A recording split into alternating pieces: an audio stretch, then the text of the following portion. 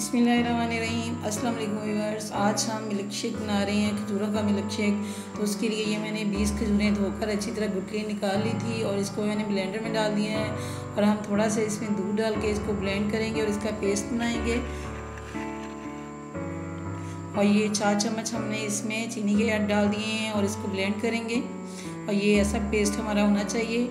और ये इसमें हमने 2 गिलास दूध के अब डाल दिए हैं और बर्फ़ डाल देनी है हमने। बर्फ़ जितनी ज़्यादा डालेंगे उतना ज़्यादा अच्छा हमारा बनेगा। तो ये 2 चम्मच हमने घर की मलाई के डाले हैं, इससे भी बहुत अच्छा टेस्ट बनता है। और हमारा मिल्क शेक जो है ये रेडी हो गया है।